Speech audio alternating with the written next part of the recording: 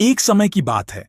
एक छोटे से गांव में रहने वाला लड़का राज को एक सुंदर सी लड़की की आदेश पर शहर में पढ़ाई करने के लिए भेज दिया गया। उसके जाने के बाद उसने कपड़ा साइल का काम धंधा करना शुरू कर दिया।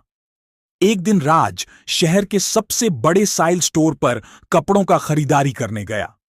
वहां पहुंचकर उसकी नजर एक दुकान में बेईमानी से छिपी लड़की पर पड़ी। उसकी नादान आदतों के कारण राज वहां भयानक खराब हो गया। वह अपनी ईमानदारी और अच्छाई की रक्षा करना चाहता था। नीतिवादी युवा राज ने अपनी मां के बताए तरीके पर चलकर बिना ज्यादा सोचे समय क्यों खराब नहीं करते हुए दुकानदार को एक चांदी का सिक्का छोड़ दिया और वहां से कपड़ा खरीद लिया। धीमी धीमी धुन सुनाई देती हुई लड़की अचानक अपने पिज्जा पानीपुरी स्थान पर दिखाई दी।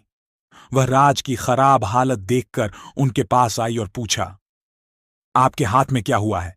क्या मैं कुछ मदद कर सकती हूं? राज ने यह बात सुनकर हौसला बढ़ाया और उसने सबसे पहले दुकानदार को धन्यवाद दिया जिसने उसे यह सिक्का दिया, और उसने उस लड़की द्वारा पूछे गए प्रश्नों का उत्तर दिया। धन्यवाद बहन, मेरे हाथ में कुछ नहीं हुआ है, शायद तोड़ी है। लड़की ने राज को बताया कि वह उसे बचपन से ही उम्मीद कर रही है।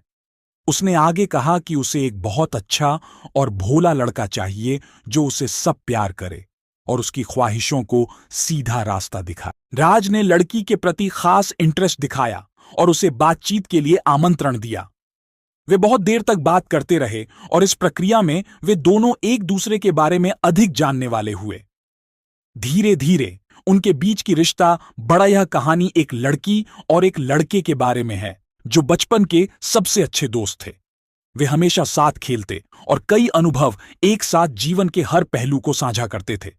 ये भी पढ़े, प्रेमी का धोखा, अनकही गर्भावस्था की कथा। जब वे बड़े हो गए तो उनकी दोस्ती भी और गहरी हो गई।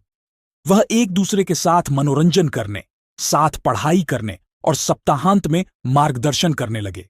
एक दिन लड़के ने अपनी दोस्ती के कुछ अलग महसूस किया। वह हमेशा लड़की की तरफ देखने और उसके साथ हंसने खेलने के लिए तत्पर रहने लगा। इन भावनाओं को देखते हुए लड़की ने दोस्ती के बारे में भी कुछ अलग महसूस किया।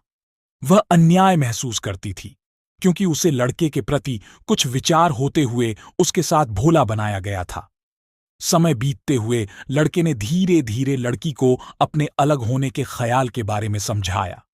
वह कहने लगा कि वह उसे खोने का डर दिखा रहा है और उसे ये भी दिखा रहा है कि उसके बिना वह जीने योग्य नहीं है। सुनकर लड़की बहुत खुश हुई और समझ गई कि उसे भी लड़के के प्रति उसी तरह की भावनाएं हो रही हैं।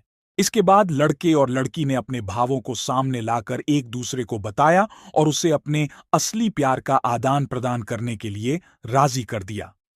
बाद में उन्होंने अपने परिवार को भी अपने असली प्यार के बारे में बताया और वह विवाह करने के लिए इच्छुक थे।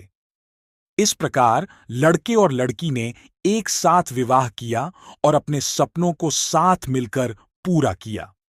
वे अपने दिल की बात समय पर बताने के लिए बहुत खुश थे और उनकी प्रेम कहानी एक दूसरे के लिए प्रेरणा का कारण बन गई।